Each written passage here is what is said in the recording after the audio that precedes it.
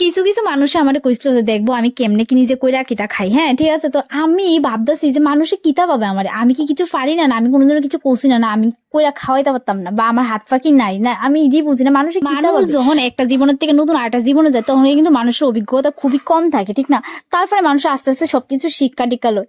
আমার মতামতিটা যেমন আমি অক্ষণে বর্তমানে নিজে কলেজ সামলাই, নিজে পড়ি, আবার নিজে সংসারও সামলাই, আমার জামাইয়ের মানে আবদার সবকিছু আমি মানি। তাহলে আমি ওখানে কিন্তু পুরোপুরি মানে সবকিছু সামলে নিতাম পারি। আমি পারি না এমন কোনো কিছু নাই, পারি না ওইটা পারি, কিন্তু আমি করে নেওয়ার চেষ্টা করি। তো আমি আজকে এই কথাটি শেয়ার করছি কারণ আমার এই কথাটি একটা মনে আসিল, যেটা আমি শেয়ার না করলে নাই হইব, তার লেগে আমি তোমার লোকে শেয়ার করলাম আর কি। তো এদিকে দেখো আমি কিন্তু বিকালবেলা কাজটা করে দিতেছিলাম। বিকালবেলা আগে কিন্তু আমি কিচ্ছুই করতে পারতাম না, করতাম না। আর ওখানে আমি দেখো আমার গাছ, আমার যা যা দায়িত্ব আছে আমি সবকিছুই পালন করি দিই, কিন্তু আমি মানে দুপুরবেলায় হইতে গেলে আমি দিকে উড়ান টুড়ান জাত দিয়ে খাইতেও বয়ে গেছে, কারণ বেশিরভাগ 3টা 4টা বাজবো। তো তার লেগে আমি ভাবছি খাইয়েই লাই। আমি আগের দিন যেহেতু খিচুড়ি রান্না করছিলাম, খিচুড়িটা খাইয়া লাইতেছিলাম, খুব টেস্টি।